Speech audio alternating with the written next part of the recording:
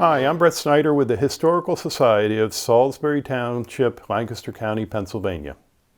My interest in history began at the age of 12 when I came across my first old newspaper, a Philadelphia Record from 1901 with a large headline announcing the death of President McKinley after being shot at the Pan American Exposition in Buffalo, New York. I was hooked and started collecting more, and since 1998 I've made a full-time occupation selling primarily old magazines, but also newspapers, sheet music, books, basically anything paper. As I like to say, I'm only paper trained. When I found out there was a local newspaper published in our township and just a couple miles from my home, I was obviously interested. And with the help of my dear friend eBay, I was able to acquire a handful of original editions of the Bethania Palladium. Finding information about this newspaper and its colorful publisher was indeed a challenge, as information from 190 years ago was limited to a few primary sources. However, I soon found that the stories around Reuben Chambers were numerous, and many were reported locally, notably in the Lancaster County Historical Society Journal in 1896 by his contemporary and neighbor Robert John Houston, as well as later local historical features in the Lancaster newspapers. In 1927, a full page in 1960, right up to 2019 article by Jack Brubaker, also known as the Scribbler, in his weekly column in LNP. I've included pretty much everything I've been able to find. Lastly, I'd like to thank you for taking the time to view this look back at some of our local history from nearly 2 centuries ago. Okay, let's get started then. This is my presentation on Reuben Chambers and the Bethania Palladium newspaper, which is almost the only newspaper published in Salisbury Township, Lancaster County. A bit more on that later. It was published intermittently, weekly, mostly on Fridays, from June 1832 until September 34, for about 75 to 100 issues, running about 4 pages each. The area is a bit confusing as there's many names it was referred to. Puddingtown, the name it retains to this day, was seldom in print at first, and the first spelling is the most common.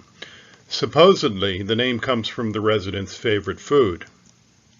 Jacksonville, which was approved by a public meeting in April of 1832, honored Andrew Jackson, then running for a second term of office. It was unanimously approved with the exception of only 1 or 2 who, having attempted to give the said village a different name and who voluntarily chose to absent themselves. It was probably Reuben and his wife. This name appears on the 1875 and the 1899 atlases. Bethania, which was named by Reuben Chambers because he disliked the first 2 names, especially the latter, as he was fervently anti-Jackson. Bethania comes from the biblical town of Bethany, which means house of song. This name appears on the 1864 atlas. Reuben, who died in 1859, didn't live to see it in print that way. Geographically, the area sits about a mile west of Gap on Strasburg Road, from Smyrna Road roughly to South Kinzer Road. Today there are a handful of homes along this stretch of Strasburg Road in this area known as Puddingtown. But in the 1830s there was a village here, complete with an assortment of businesses and occupations of the residents, such as a general store, a clockmaker, a shoemaker, a blacksmith, stonemasons, a school, a tailor, many others, and a printer of a newspaper. This paper, however, reported more on the interests and beliefs of the proprietor than it did with news from the village itself.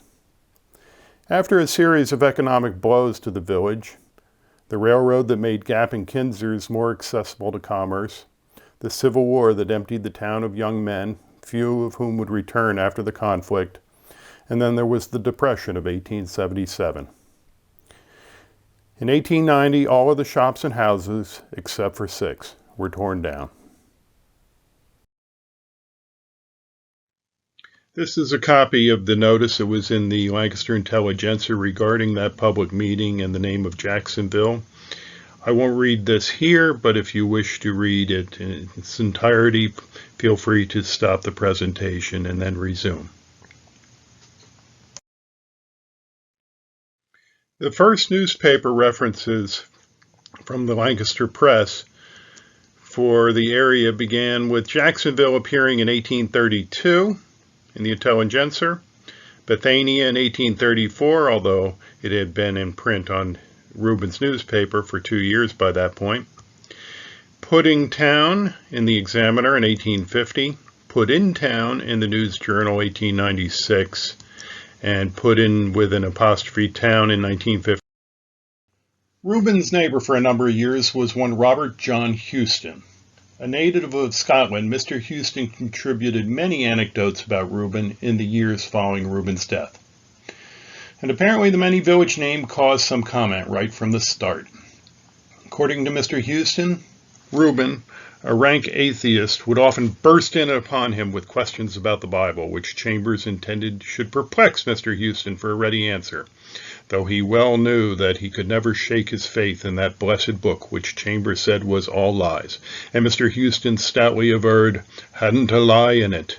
Said Chambers, "Now, David, if I can prove to you that it lies, for it says one place Moses was buried here, and another place there, and in another that he lay there.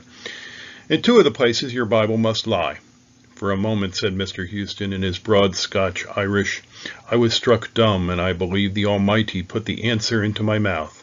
I said, "See here, Reuben Chambers, suppose some stranger would come here long time afterwards to find where some dead man lay who had been buried here. He would meet you, and you'd tell him he was buried in Bethania. He'd come along and inquire of Joe Barefoot, and he'd tell him in Jacksonville. And he'd ask me, and I'd say Puddingtown. And he'd go away thinking what liars 2 of these men must be." Chambers was silenced, if not converted.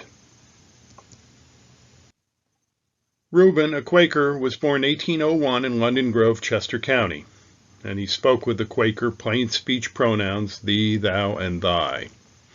Moved to Puddingtown around 1828-1829 to open a subscription school. He renamed the area Bethania, as we have heard, where he published the Palladium as editor, writer, publisher, and printer. He married Christiana Lefevre from Chester County in 1829. They had no children. The house in which Reuben lived and printed his newspaper still exists on Strasburg Road. This is a photo from 1960. The print shop was at the back of the building on the 2nd floor by the doorway, which was closed off at that time. This is a photo of the house today with the old section, i.e. Reuben's home, in the back. Another comment by Mr. Houston on Reuben. He stated, "Reuben never learned any trade, but was a natural jack of all trades, anything that did not take too much exertion. He preferred thinking to working, and in pursuance of this preference soon discovered that a newspaper run on different lines from any then issued was absolutely necessary, and he was the man to furnish it."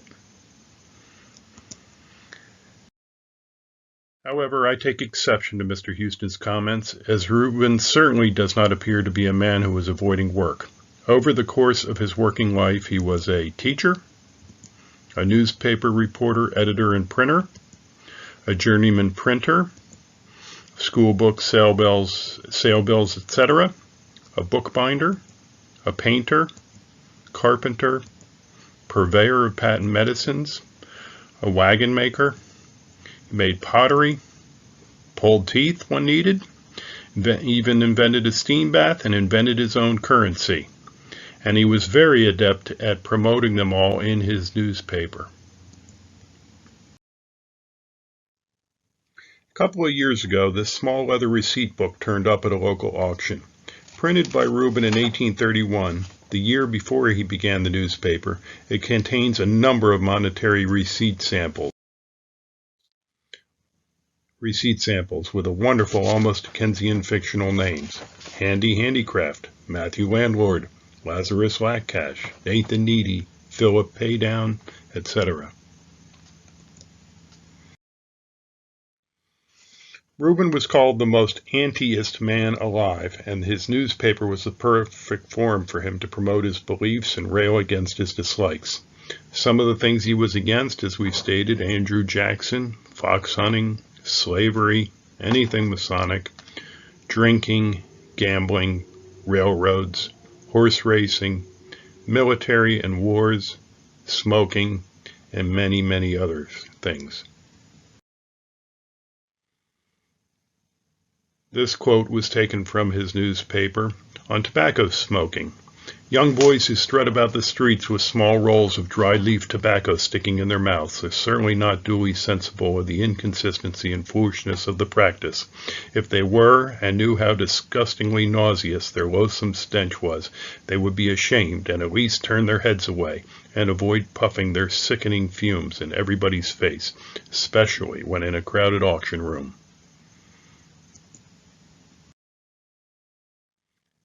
And as for drink, he said, the Palladium, which has not been issued for the 2 past weeks because the distiller made whiskey, the retailer sold it, and the person who helped me print the paper drank of it until he became drunk and foolish, and I would have him no more.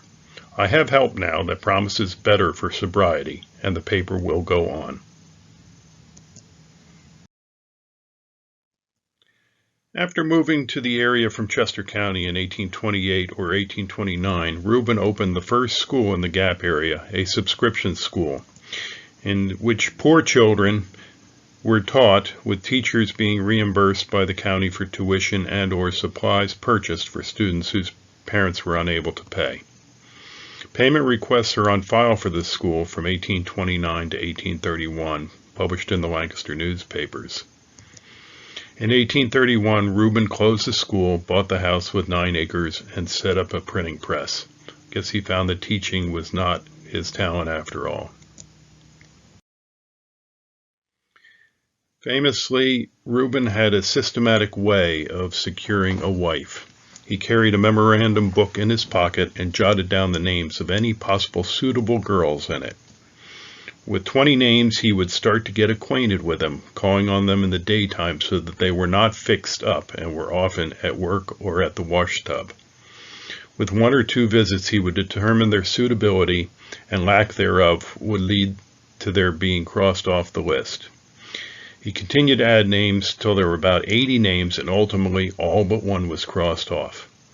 Told her that I wanted to marry and that I believed her the most suitable girl I was acquainted with, and that she would marry me. I should be very glad. So in 1829, Reuben married Miss Christiana Lefevre of Hopewell Township, Chester County.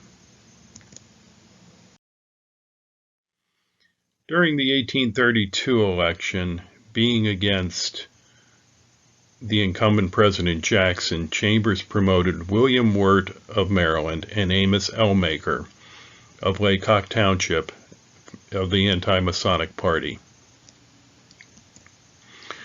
Salisbury Township did vote mostly for Wirt and Ellmaker with 311 votes, 90 for Jackson.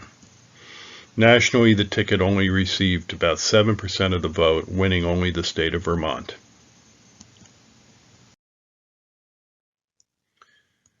Reuben was a communist before there was such a thing. He argued that labor was the source of all wealth and proposed replacing all currency and coins with his own notes, with labor time as the denominations, which he printed, of course, possibly for 20 years.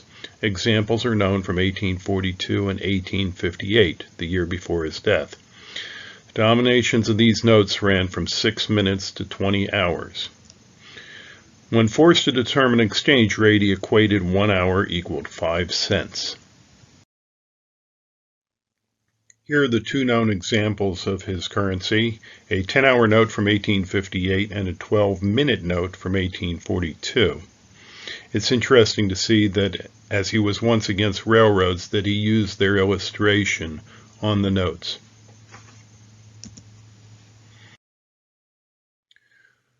Reuben was a believer of the Thomsonian system of medicine. Samuel Thomson was a self-taught American herbalist and botanist and founder of this alternative medicine. Chambers embraced his alternative medicine using herbs and flowers, and even published a manual for its practice. He mixed and prepared the medicines himself, advertised, and sold them. He paid the neighbor boys who gathered the plants in his own labor notes. I bet they were pleased with that. Another anecdote by Robert Houston concerns Reuben Chambers and a steam bath. Meeting a German gentleman from Oregon Village in Lancaster County who was suffering from rheumatism, Reuben decided to administer to this man and set about to manufacture a steam chest. The task occupied him for a couple of weeks, and upon trying out the contraption, he asked for his neighbor Robert Houston to come and see it in operation. Houston said, "There was Reuben in this box. The top lid was made to fit tightly around his neck, and his face, which was outside the box, was as red as blood and had a most agonizing expression. I supposed he was being choked to death, and I dashed at the lid to try to relieve him, but he shouted at me not to touch it, as he was taking a steam bath. I said, 'Why, your face shows you are suffering great agony.' Reuben replied, 'Thee knows nothing about it. The sensation is just delightful.' The following day, Mr. Houston noticed that Reuben was a bit hoarse, and asked if the steam bath had given him a cold. 'Thee's a liar,' Reuben replied. 'It is not a cold at all, just a little roughness in the throat, and the bath had no connection with it whatever.' Loading his steam bath pipes and fittings into a carriage, Reuben made off for Oregon Village to cure his patient. It was never known whether the cure was successful, and he would seldom talk about it, but Reuben never again made a visit to that part of the county.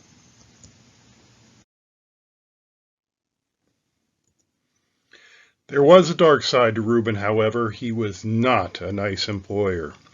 He was charged with mistreating indentured apprentices in 1837, 1839, 1840, and others, and was reported in the Lancaster newspapers. He was indicted for assault and battery for the 1884 instance. Chamber and his wife kept him chained in the garret at one time nearly 5 weeks without fire, feeding him on dry mush and cold water. At other times they had beaten and abused him in an unhuman manner. Sentenced to 3 months in the county jail, $50 fine plus costs. He was compared at the time to Dickens' Nicholas Nickleby and the floggings of Mr. Squeers. The two ads shown here are ads for apprentices of his own that he wanted to retrieve, and they were advertised, of course, in his own paper. Another quote from a local newspaper, from this one from Wilkes-Barre of all places. "A person who knew the said Reuben well represents him as a canting, whining, sneaking specimen of humanity, always prating about his honesty, philanthropy, and benevolence, writing column upon column against horse racing, gambling, drinking, and the other views in a filthy little sheet which he published, professing to be the Palladium of virtue in his neighborhood, and just the kind of hypocritical saint who might reasonably be suspected of perpetuating the horrible outrage of mercy and humanity, for which he is suffering a just punishment." As Paul Harvey would say, and that's the rest of the story. Let's go on to the newspaper now. A little more positive history here.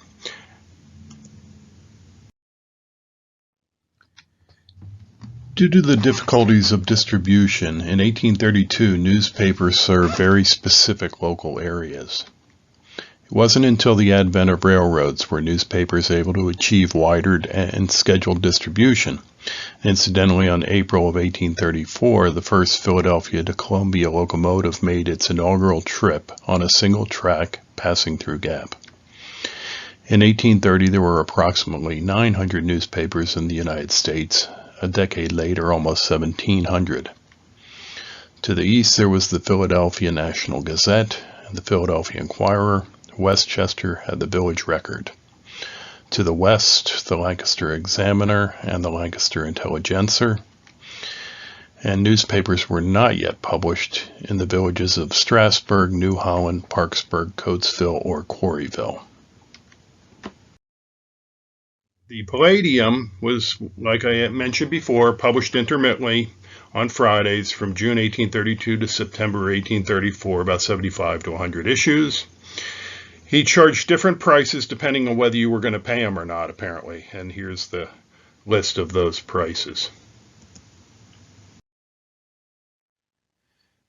In the 1832 prospectus for the newspaper, he stated that he was for universal peace, freedom, temperance, just rights of man.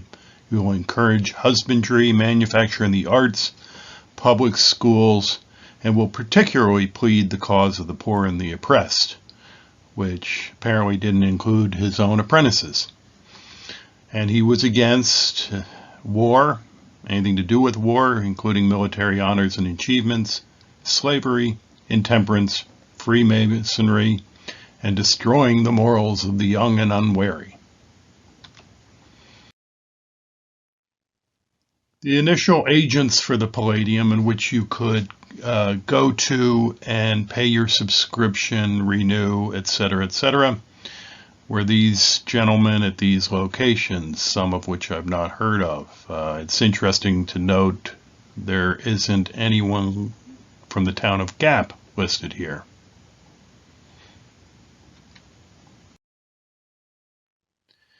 His printing press, we don't know where it came from. It was reportedly to have been made by Reuben himself, although I don't think he could have done that, but who knows. After his death, it may have been purchased by Samuel Ernst of Millwood, Salisbury Township. And as I mentioned at the top, there was actually another newspaper or newspapers published in the township by Mr. Ernst. He published the Acorn and the Germ, a semi-monthly religious newspaper from 1870. Only 8 issues were published from July to December of that year. The house where he lived and possibly printed this in the 1870s and 80s is off Millwood Road next to Peckway Creek. The paper was trilingual with text in German, Pennsylvania Dutch, and in English. His other more successful publication, with a name that I'm not going to attempt to pronounce, but means The Weaponless Watchman, was an 8-page monthly which ran from 1870 until 1918. Also published in Gap, Millwood initially, then he moved to Lancaster, back to Gap in 1879 to 1883, and later to Olathe, Kansas, where Sam Ernst passed away. While Samuel Ernst was printing in Millwood in 1871, 14-year-old Milton Hershey was apprenticed to him as a printer's double, or a press assistant, by his father, who thought it would make him a man of letters. Hating the work and not adept at the job and struggling with the language, Milton dropped his hat into the press and or knocked trays of type over, resulted in being told to get out. Obviously, Milton didn't think this was a sweet occupation for him. The fate of the printing press? After Sam died in 1909, the press was apparently sold for junk and destroyed. One of Reuben's unique inventions was his departmentalizing every section of his newspaper, something that was not done by other publications until the 20th century, notably Time magazine in 1923. The United States Gazette in Philadelphia made note of this practice in an 1833 report and said that over a political item he used the department mail robbery. Note some of these headings. He had both an anti-slavery and a colored people's department, a temperance department that was used quite a bit, practically every issue that I've seen, advertising, possibly misspelled, and even a mechanics department with, as I found out online, an obsolete spelling, but legitimate at the time. Now let's take a quick look at the content that made up the Palladium, taken from the handful of issues I've been able to obtain. In the 3rd issue, along with another printing of his prospectus, Reuben covers slavery, horse racing, and about half the paper is devoted to a cholera pandemic then occurring. Much like recent COVID reporting, every edition listed recent cholera deaths and cases, with these numbers listed for New York City for the last week in July. 1,877 cases with 696 deaths. Given recent events, I thought it would be interesting to go through the preventative measures one should adhere to, and I'll read these. You should live soberly, avoid every excess which exhausts the strength, excites the passions, and diminishes sleep. Observe great cleanliness, wash often in cold water, rinse the mouth frequently, and with wine or water. Air the apartments carefully, especially the bedchambers. Remove everything which exhales an infectious or too strong an odor. Ventilate the beds and bedding and avoid wearing dirty linen or dirty clothes of any kind. For bathing, take a warm bath at least once a week. Persons in delicate health will do well to consult a physician in regard to the bath.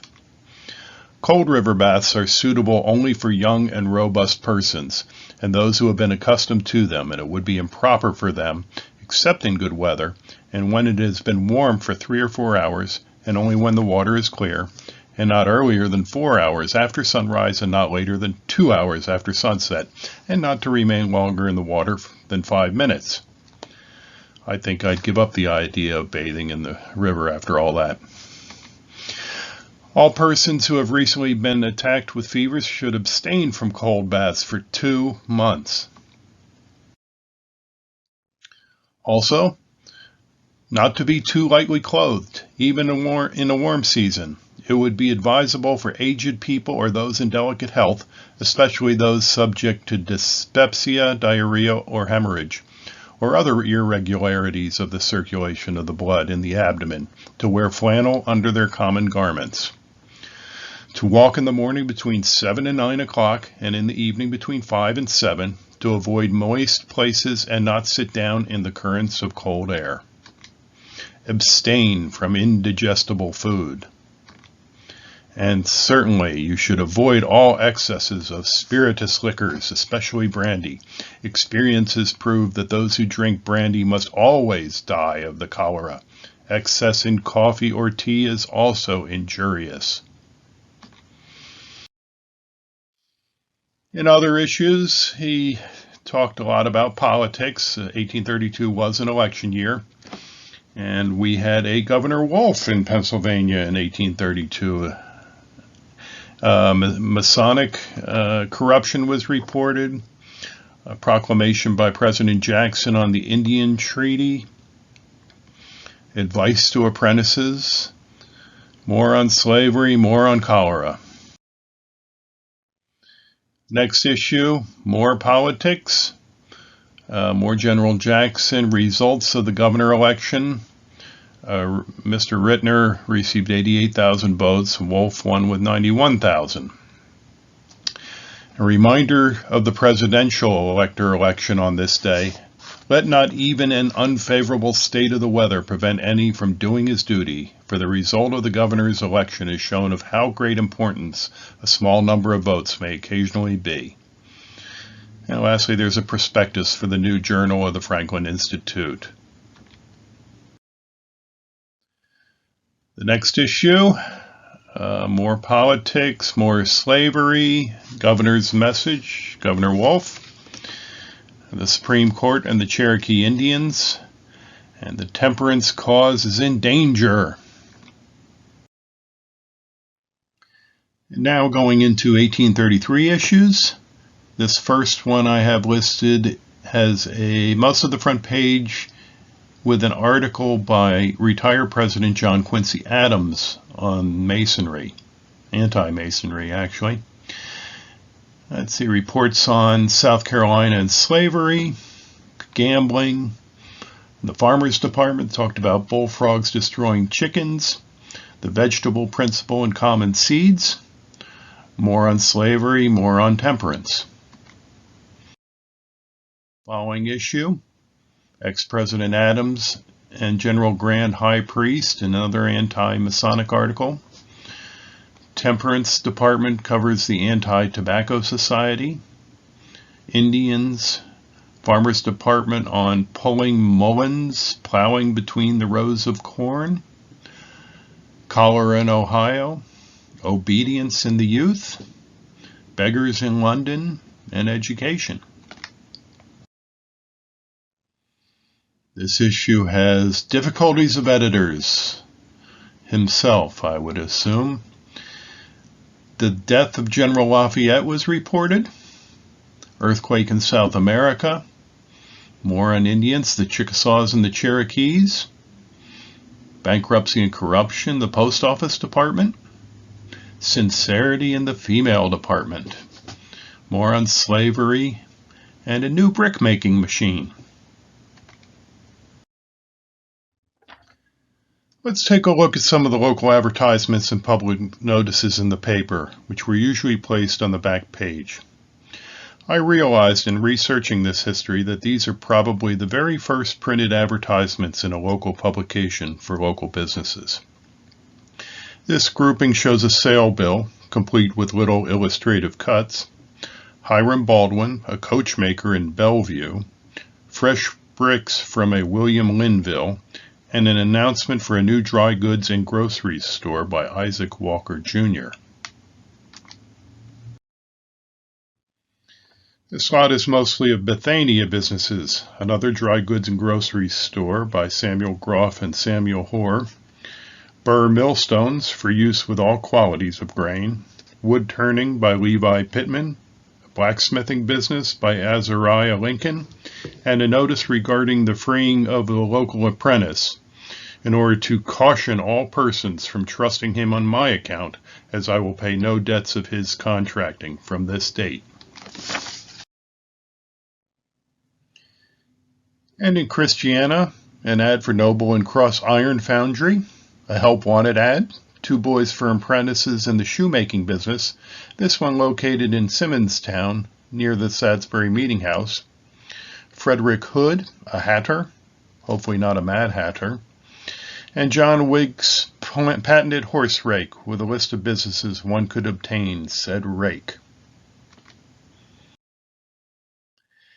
And finally, 4 notices for a stray boar, a stray cow, stray steer, 8 stray sheep. Looks like a fencing business could have done really well in the 1830s. Reuben's demise. Reuben fell from an apple tree while picking apples on the property of Amos Clemson, about 2.5 miles east of Bethania. After being convicted of receiving stolen goods, Clemson, the head of the Gap Gang, had committed suicide in the Eastern State Penitentiary. While never suspected of any undue intimacy with Amos Clemson, he'd always been on friendly terms with him, and after Clemson's conviction, and in the absence of any near relations, took charge of his property. Reuben was taken to his home, refused a doctor, and treated by his wife under his own direction. Death was due to an injury of the brain, September 27, 1859. He was 59 years old. He's buried at Salisbury Friends Meeting House Graveyard on Simonstown Road. And so, with the end of Reuben Chambers, we come to the end of this presentation. I hope you found this look back at some local history from 190 years ago interesting and informative. If you have any questions or comments, please feel free to contact myself or the Historical Society of Salisbury Township. Thank you.